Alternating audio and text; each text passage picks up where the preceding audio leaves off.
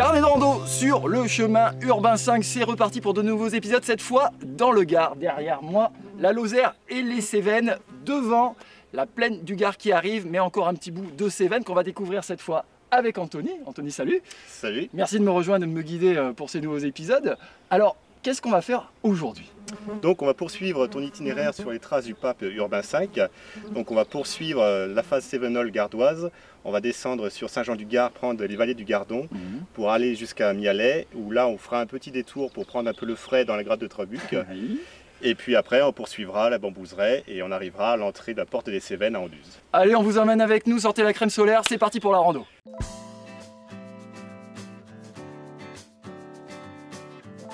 Me voici désormais officiellement dans le Gard, où la montagne prend déjà des accents méditerranéens. Parti du signal Saint-Pierre, nous descendons vers Saint-Jean-du-Gard par de petits sentiers ombragés où se dissimulent parfois des choses inattendues.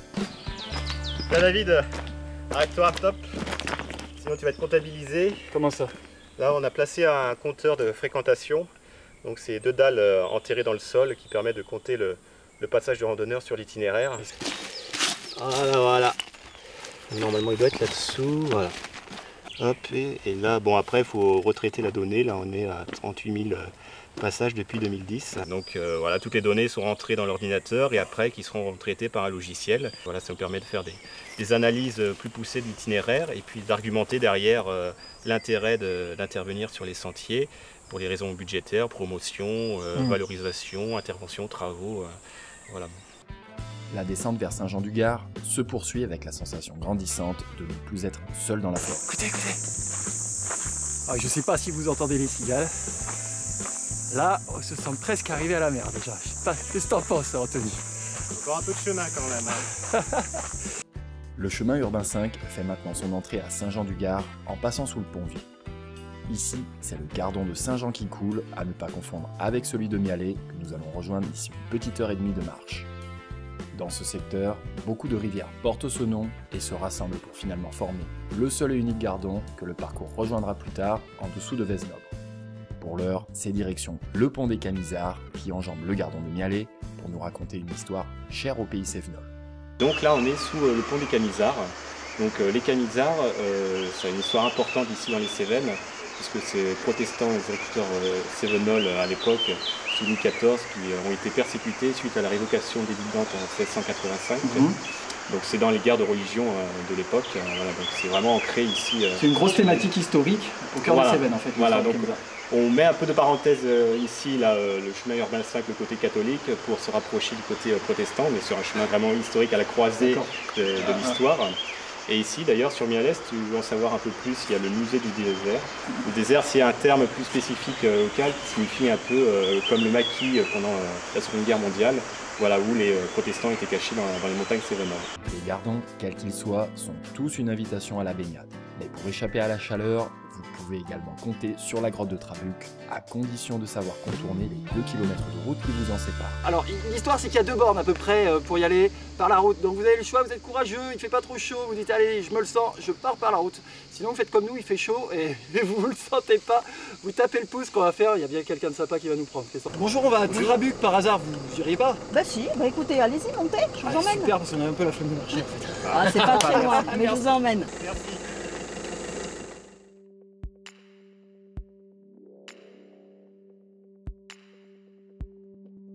Connues depuis l'Antiquité, les grottes de Trabuc ont abrité plus tard nos fameux Camisards.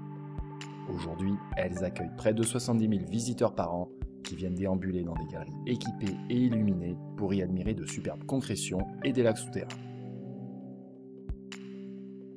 Franchement, super ambiance. Regardez-moi ces formations quoi.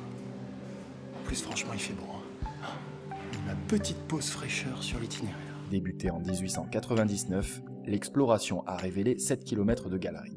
Le clou du spectacle, en tout cas, c'est assurément la salle des 100 000 soldats à ne manquer sous aucun prétexte. Alors ce qui est intéressant, je crois, sur cette étape, c'est qu'on peut finalement marcher et découvrir pas mal de sites parce qu'il y en a encore un qui nous attend un petit peu plus loin. Voilà, l'intérêt c'est ça, c'est de à la fois parcourir l'itinéraire et en profiter pour sortir un peu des sentiers battus. Et puis après, donc on va redescendre sur le GR là.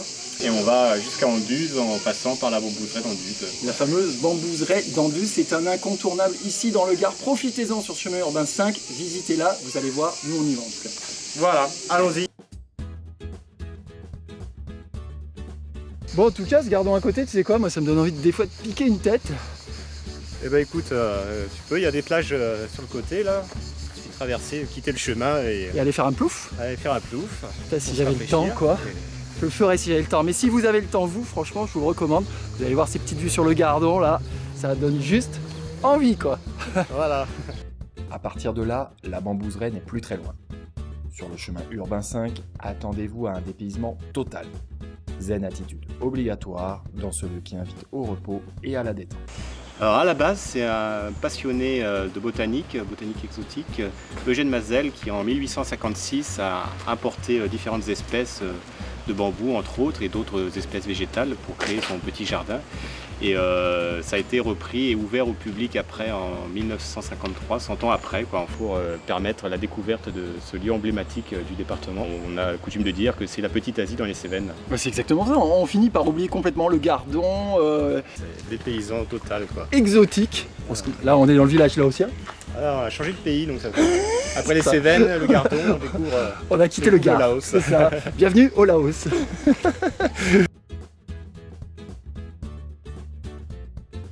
Officiellement, Anduze est la fin de l'étape. Mais pour l'occasion, on a fait quelques kilomètres supplémentaires pour aller profiter d'un lieu et d'une vue grandiose sur cette commune qui marque la fin des Cévennes. Et voilà, c'est ici au château de Tornac que s'achève ce 3e épisode de Carnet de Rando consacré au chemin urbain 5. On a été un petit peu plus loin qu'Anduze, on voulait un lieu un peu symbole comme le départ Signal Saint-Pierre, finir sur un lieu haut, vous montrer un petit peu cette porte des Cévennes qu'il y a derrière nous. Pour faire ce que vous avez vu dans cet épisode, bien sûr, vous pouvez tout retrouver sur le blog de Carnet de Rando, c'est www.carnet2rando.net, reportage photo, guide pratique, vidéo, il y a tout, mais il y a aussi pas mal de choses. Il y a le site de l'association du chemin urbain 5 dont l'adresse s'affiche actuellement sur votre écran. Il y a le topo guide, ici le chemin urbain 5, mais il y a plein d'autres choses. Anthony, tu me les présentes? Alors, donc une partie... Donc il y a le Gard à pied, le fameux topo guide départemental. Ouais. Et après, il y a les collections locales, donc de la collection départementale Espace naturel gardois. Donc les fameux cartes-guides qu'on peut se procurer où? Alors le mieux, c'est de retrouver sur le site de l'Agence de développement de réservation touristique du Gard. Dont l'adresse s'affiche également sur votre écran. Voilà, tourismegard.com. Super. Bon, nous on se retrouve dans 15 jours. T'es chaud? Voilà, mais on va poursuivre l'étape, on va continuer à s'entraîner. Un final éblouissant, on en reparle dans 15 jours. D'ici là, bonne rando à toutes et à tous et à bientôt. Au revoir.